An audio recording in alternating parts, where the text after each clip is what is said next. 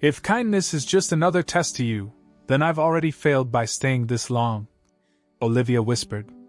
Inside, Alexander froze as he watched the live footage.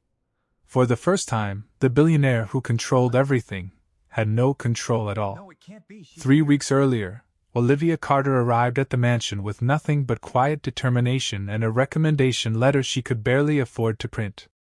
Just do your job, keep your head down, the house manager, Mrs. Thompson, said sharply.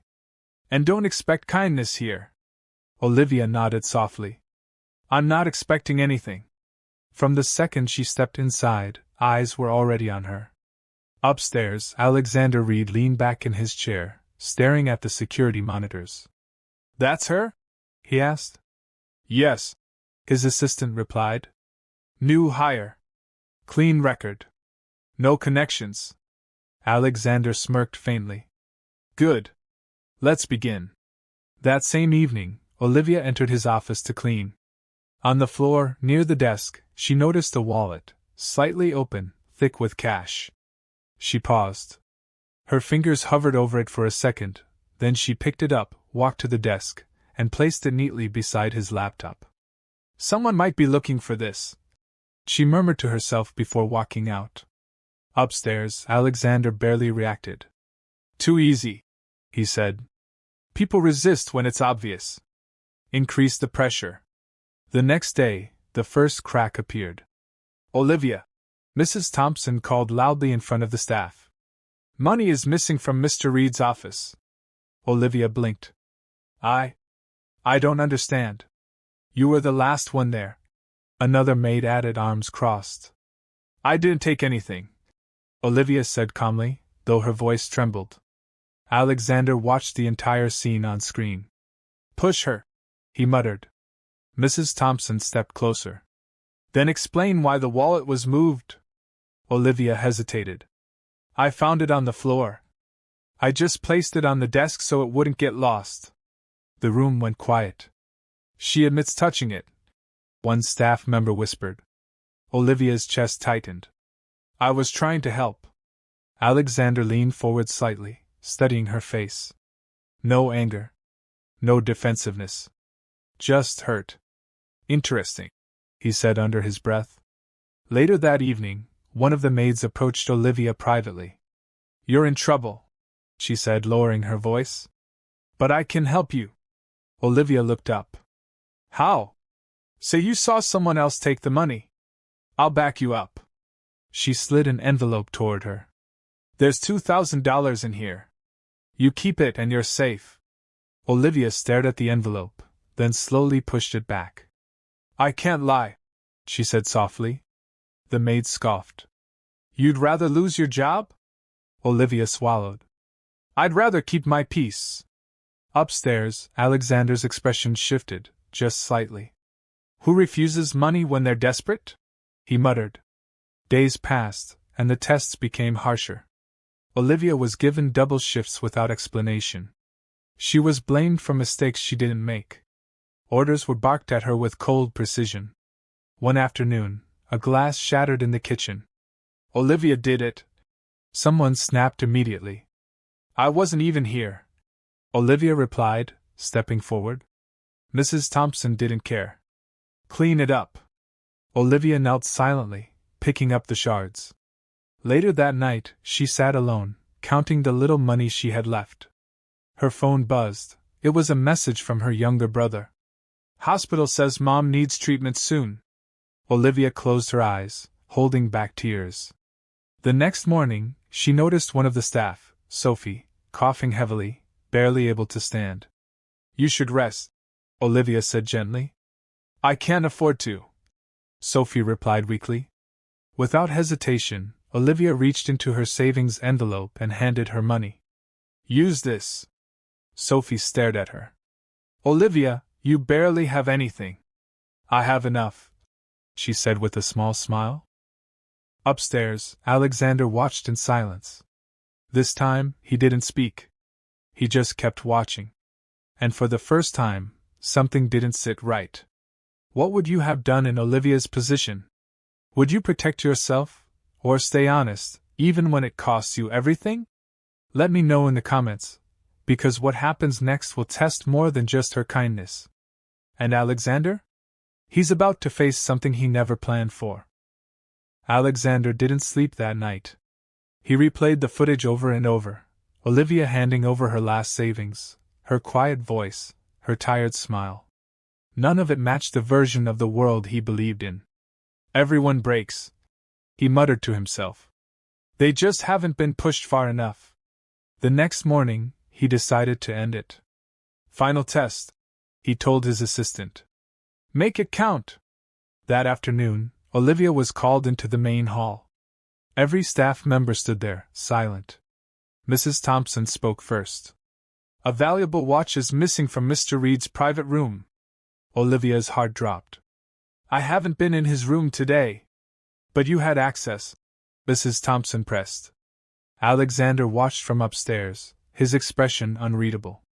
Another staff member stepped forward. We searched her locker. Olivia turned, confused. What?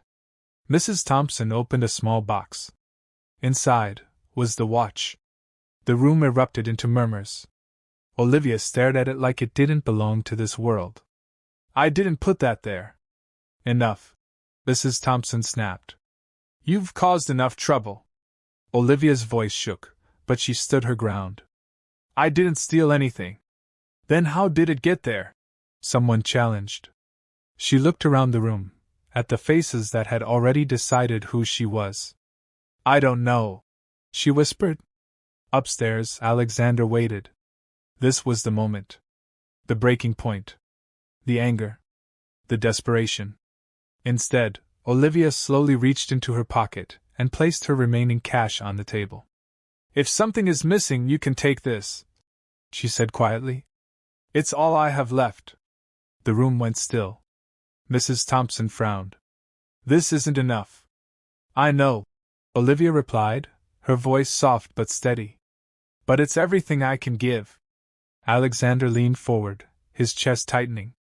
Why wasn't she fighting? Why wasn't she begging?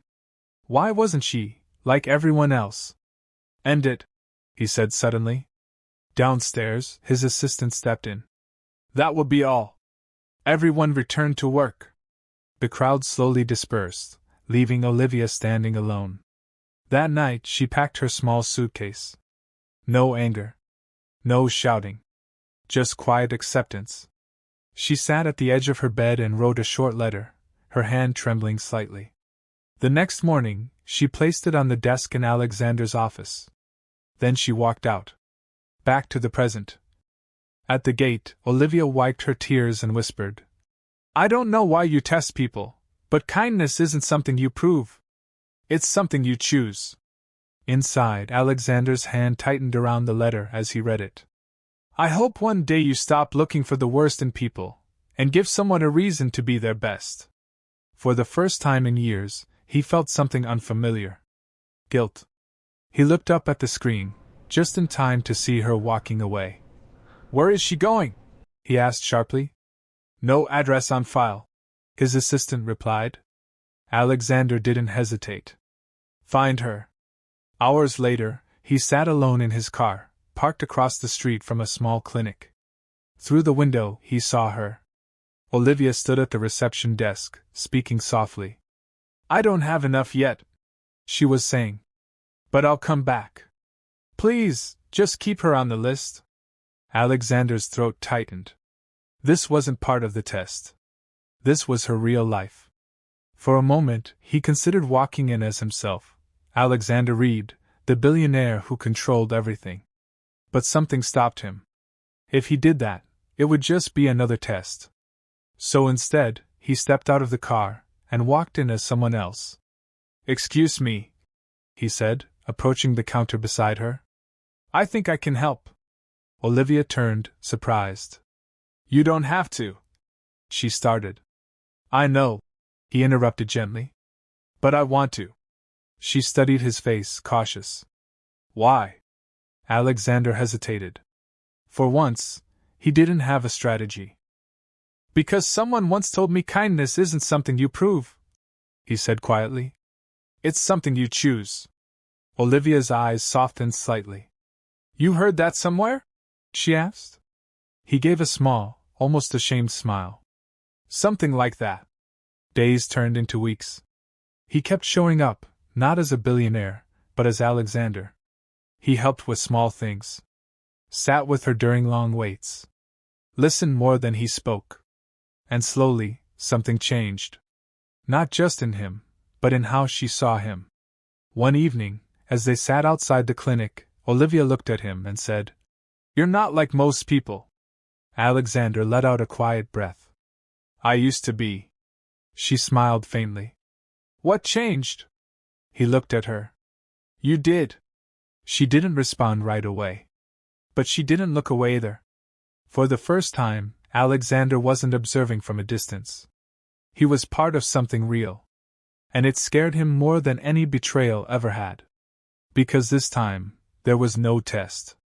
Only truth. So here's the question.